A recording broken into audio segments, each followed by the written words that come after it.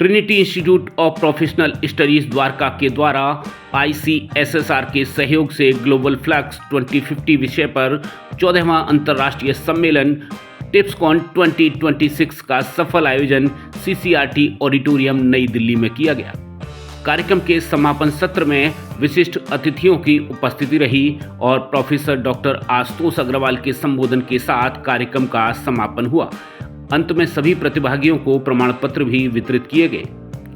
समापन सत्र में प्रोफेसर डॉक्टर गोविंद सिंह विशिष्ट अतिथि, अध्यक्ष मीडिया सलाहकार समिति उत्तराखंड सरकार, विशिष्ट अतिथि श्री सेड्रिक सी क्राली मिनिस्टर एवं उप उच्चायुक्त दक्षिण अफ्रीका उच्चायोग समापन सत्र में विशेष तौर पर उपस्थित रहे। इस मौके पर वक्ताओं ने अपने विचारों को हमारे साथ साझा किया। कि सबसे पहली बात तो यह है कि मुझे ये टॉपिक बहुत अच्छा लगा, क्योंकि दुनिया 2050 में किस तरह से हो जाएगी इसके बारे में एक कल्पना पेश करने को कहा गया था सभी से, और बहुत अच्छे रिसर्च पेपर्स आए हैं। मुझे लगता है कि दुनिया जिस तेजी से बढ़ रही है, बदल रही है, वो 2050 तक एकदम कायाकल्प हो जाएगा। तो ऐसे में हमको कैसे तैयार रहना है, इसके लिए तैयारी जरूरी है। तो वो तैयारी हम लोग अभी से करेंगे, कॉलेजेस से करेंगे, स्कूल के क्लासरूम से करेंगे, तब जाकर के मुझे लगता है कि हम लोग किसी लेवल तक पहुंच पाएंगे। मुझे लगता है कि इस लिहाज से ये जो संस्थान है ट्रिनिटी इंस्टीट्यूट, वो बहुत ही सफल रहा है और बहुत बढ़िया काम किया है।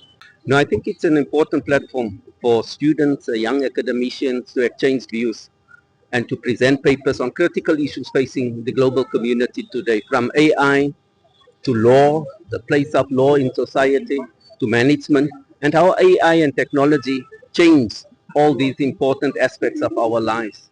And I think the openness of the young students and the presenters to receive critique, because that is how we develop. Professor will tell you, even as a professor, once you submit and you are peer reviewed, you get comments, and that comments are meant to build and enhance your product.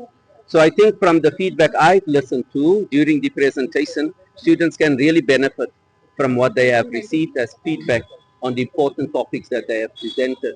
I was quite intrigued also on how AI could be used in the financial sphere, especially when it comes to accounting.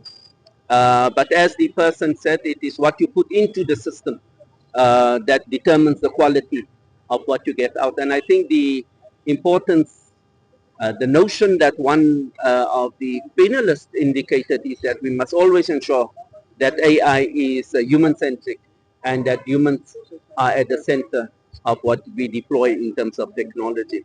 Thank you so much. जो validity function है उसको आपने भी witness किया है। उसमें professor Govind ने जो बात रखी कि कितने बदलाव 2050 तक आने वाले हैं और जो ह्यूमन है वो सुपर ह्यूमन बनने जा रहा है। इवन उन्होंने ये बात रखी जो एज है वो भगवान कृष्ण के काल की आने वाली है दोबारा से, कि 125 साल तक मानव जी पाएगा, ऐसा कुछ उन्होंने बात रखी। तो फ्यूचर बहुत ब्राइट है अगर हम पॉजिटिव वे में आगे बढ़ते रहे और हम इस तरीके से आगे बढ़ते रहें जिसमें सेड्रिक सर ने भी बोला वसुदेव कुटुंबकम। सो अगर ये अप्रोच हमारी रही तो हमें जो AI है वो हमें बहुत आगे ले जाने वाला है।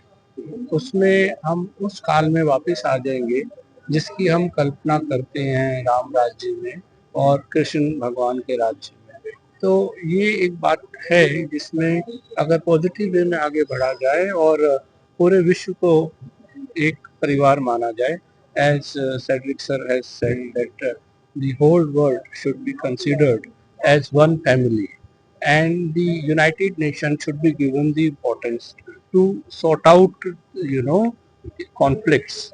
So the single country or a group of countries should not take, some adverse decision without the intervention of the United Nations. That is very important for the peace of the world.